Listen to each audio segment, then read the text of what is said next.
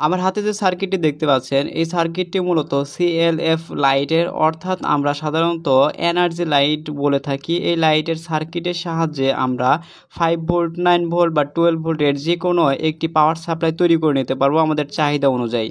So সার্কিটটি দিয়ে power supply তৈরি করার জন্য সর্বপ্রথম আমাদের এই যে এটিএক্স ট্রান্সফরমারটি আছে এই ট্রান্সফরমারটি খুলে নিতে হবে। এখানে খেয়াল করলে দেখতে পাবেন ট্রান্সফরমারের যে 4টি পিন আছে, 4টি পিনের মধ্যে শুধুমাত্র 2টি পিনেই কিন্তু সংযোগ করা আছে। দেখুন এই 2টি পিনেই কিন্তু শুধুমাত্র সংযোগ করা আছে, আর এই 2টি পিন সম্পূর্ণ ফাঁকা। সো আমাদের এই 2টা পিন, যে 2টা পিনে কয়েল সংযোগ করা আছে, এই 2টা পিন আমরা এইখানে যে চিহ্ন দেওয়া আছে কয়েল চিহ্ন, এই কয়েল চিহ্নর প্রান্তের সাথে কিন্তু সোল্ডারিং করতে হবে। আর অবশ্যই এখানে কিন্তু কয়েল উল্টা করলে কিন্তু কাজ করবে না, কয়েল প্রান্তটি আমাদের সোল্ডারিং করে নিতে হবে। এখন আমরা এই ট্রান্সফরমারের উপর কয়েল তৈরি করব। কয়েল তৈরি করার জন্য আমাদের প্রয়োজন হবে 0.5 mm এর কাছাকাছি যে কোনো একটি কপার ওয়্যার। এখানে কপারটা যদি মোটা হয় তাহলে অ্যাম্পিয়ারটা বেশি পাওয়া যাবে, এবং কপারটা যদি চিকন হয় তাহলে অ্যাম্পিয়ারটা কম পাওয়া যাবে। আমি এখানে 0.5 mm এর কপার ওয়্যার ব্যবহার করতেছি। আর এখানে আপনারা প্যাচ সংখ্যা কতটি দিবেন, প্যাচ সংখ্যা আমি দেখেছি, প্রথমে আমি টেস্ট করে দেখেছি যে প্রতি এক প্যাচের জন্য আমি 1 ভোল্ট করে আউটপুট পাই। সো সেই ক্ষেত্রে আমি যদি 12 ভোল্টের পাওয়ার সাপ্লাই তৈরি করতে চাই তাহলে 12টি প্যাচ সংখ্যা দিলেই আমাদের 12 ভোল্ট আউটপুট পেয়ে যাব। সো আপনারা আপনাদের যে ট্রান্সফরমারটি আছে সেই ট্রান্সফরমারটি দিয়ে প্রথমে আনুমানিক 3-4টা প্যাচ সংখ্যা দিয়ে ভোল্টেজটা পরিমাপ করবেন যে কত ভোল্ট পাই। সেই প্যাচ সংখ্যার অনুপাতে আপনাদের যত ভোল্টেজ প্রয়োজন হয় তত ভোল্টেজ এর জন্য যে প্যাচ সংখ্যা হয় সেই প্যাচটা দিয়ে দিলেই কিন্তু আমাদের আউটপুট ভোল্টেজ চাহিদা অনুযায়ী পেয়ে যাব। সো আমি যেহেতু 12 ভোল্ট প্রয়োজন, আমার যেহেতু 12 ভোল্ট প্রয়োজন, সেক্ষেত্রে আমি 12টি প্যাচ সংখ্যা দেখুন দিয়ে নিচ্ছি খুব ভালোভাবে। আপনার কাছাকাছি খুব ভালোভাবে সুন্দর করে গুছিয়ে দিবেন, তাহলে প্যাচ সংখ্যা দিতে সহজ হবে। দেখুন আমার মোটামুটি ট্রান্সফরমারটি রিওয়ার্ডিং করা শেষ, অর্থাৎ আমাদের 12টি প্যাচ দেওয়া শেষ হয়ে গেছে। এখন এই ট্রান্সফরমারটি আমরা এই সার্কিটের সাথে খুব ভালোভাবে এভাবে বসিয়ে নেব। বসিয়ে নিয়ে আমরা পিছন সাইড থেকে সোল্ডারিং করে দেব।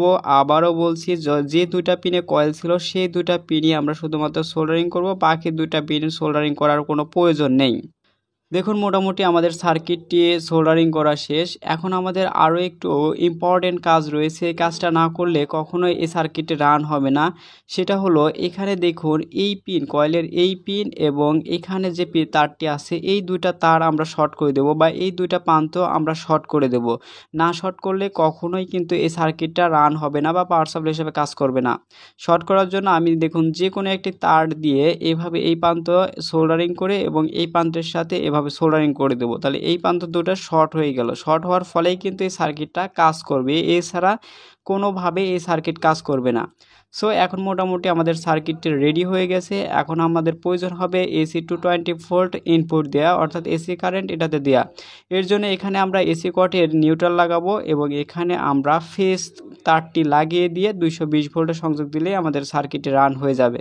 এসি কট নিচ্ছে আমি এটা, এই এসি কটের সাহায্যে আমি মূলত এই সার্কিটটাতে পাওয়ার দেব।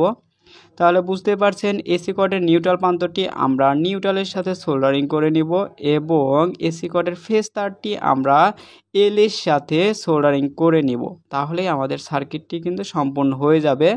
মোটামুটি দেখুন আমি সোল্ডারিং করে নিলাম। এখন আমরা একটু যদি 220 ভোল্টে এই প্লাগটি লাগিয়ে দিই তাহলে আমরা এই যে কয়েল আছে সেকেন্ডারি কয়েল, এই কয়েল দিয়ে আমরা 12 ভোল্ট হাই ফ্রিকোয়েন্সির এসি কারেন্ট আউটপুট পাবো।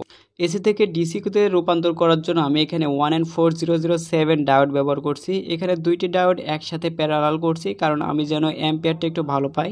আপনারা একটি ডায়োডে ব্যবহার করতে পারেন, সেই ক্ষেত্রে কোনো প্রবলেম নেই। সো একটা ভালো মানের ডায়োড এখানে ব্যবহার করবেন অবশ্যই। দেখুন আমি 2টি ডায়োড কিন্তু এভাবে প্যারালালে সংযোগ করে নিচ্ছি। সংযোগ করার পরে আমরা এখানে বাকি অংশটুকু কেটে নেব। কেটে নেওয়ার পরে আমাদের সেকেন্ডারি কয়েলের সাথে ঠিক ডায়োডটি এইভাবে সংযোগ করব। আপনারা অবশ্যই মনোযোগ সহকারে কিন্তু দেখবেন। ঠিক এভাবে আমরা সোল্ডারিং করে নেব। ডায়োডের আউটপুট কারেন্টটাকে ফিল্টার করার জন্য আমি এখানে 16 ভোল্ট 1000 মাইক্রোফ্যারাডের একটা ক্যাপাসিটার ব্যবহার করতেছি। ক্যাপাসিটারের পজিটিভ প্রান্তটি আমরা ডায়োডের এই প্রান্তের সাথে সোল্ডারিং করে নিব এবং ক্যাপাসিটারের নেগেটিভ প্রান্তটি আমরা সেকেন্ডারি কয়েলের এই প্রান্তের সাথে এইভাবে সোল্ডারিং করে নিব। সো দেখুন সোল্ডারিং করে নিলাম। এখন আমরা আউটপুট নেব। আউটপুট নেওয়ার জন্য আমরা ক্যাপাসিটরের নেগেটিভ প্রান্ত থেকে একটি তার সংযোগ করে নেব এবং ক্যাপাসিটরের পজিটিভ প্রান্ত থেকে আর একটি তার সোল্ডারিং করে নেব। এই তার দুটি দিয়ে আমরা আউটপুট ভোল্টেজ পাবো, অর্থাৎ আমরা ডিসি কারেন্টটা আমরা আউটপুট পাবো এই তার দুটির সাহায্যে। চলুন এখন আমরা টেস্ট করে নিই। প্রথমে আমরা এই সার্কিটটির সাথে যে এসি কেবলটি লাগিয়েছিলাম সেটি 220 ভোল্ট এসিতে সংযোগ করে দিলাম। এখন আমরা একটি মাল্টিমিটারের সাহায্যে এটা পরিমাপ করে দেখব যে কত ভোল্ট আমরা আউটপুট পাচ্ছি। এখানে 12.23 ভোল্ট আমরা ফিক্সড আউটপুট পাচ্ছি, আর এটা কিন্তু অবশ্যই ডিসি কারেন্ট আমরা আউটপুট পাচ্ছি, সেটা আপনারা বুঝতে পারছেন। সো এই তারে যদি ধরি তাহলেও আমরা 12 ভোল্টই আউটপুট পাবো, আর এটা কিন্তু পিওর 12 ভোল্ট, আমি আপনাদেরকে দেখিয়েও দিচ্ছি। এই সার্কিটটির লোড হিসাবে আমি এখানে ব্যবহার করতেছি ফিলামেন্ট টাইপের 12 ভোল্টের একটি লাইট বা বাল্ব। এই বাল্বটি দেখুন, এই বাল্বটি কিন্তু সাধারণত 30 ওয়াটের হয়ে থাকে, কম বেশি হয়ে থাকে, বাট এটা 30 ওয়াটের একটি লাইটের দেখুন যে কোনো প্রান্তের সাথে একটি তার সংযোগ করব এবং আরেকটি তার এখানে যদি সংযোগ করি তাহলে লাইটটি জ্বলবে। এটা মূলত লো মোডে কাজ করে, এটা মানে অল্প আলো, আর এটা হচ্ছে ফুল লোড, অর্থাৎ আমাদের 30 ওয়াট লোড নিচ্ছে এই পাওয়ার সাপ্লাই থেকে। সো আসলে আপনারা ভিডিওতে বুঝতে পারছেন কিনা জানি না, এই লাইটের কি পরিমাণ আলো এবং কি পরিমাণ কারেন্ট টানে সেটি আপনারা অবশ্যই জানেন।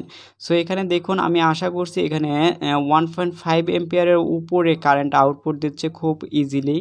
তবে এখানে আমাদের যে সার্কিটটা আছে এই সার্কিটটা থেকে সর্বোচ্চ আমরা 40 ওয়াট পর্যন্ত আউটপুট নিতে পারবো। আমার এই সার্কিটটা থেকে 40 ওয়াট পর্যন্ত আউটপুট নিতে পারবো। সো এছাড়াও দেখুন, আমি এখানে নাইক্রোম ওয়্যার দিয়ে টেস্ট করেছিলাম যে কেমন লোড নিতে পারবে। নাইক্রোম ওয়্যারটি দেখুন সম্পূর্ণ কিন্তু লাল বর্ণ ধারণ করছে, অর্থাৎ লাল হয়ে গেছে অ্যাম্পিয়ারের কারণে এবং ভোল্টেজের কারণে। এতে বুঝতেই পারলেন যে আসলেও এটা কিন্তু ভালো সার্ভিস দেবে।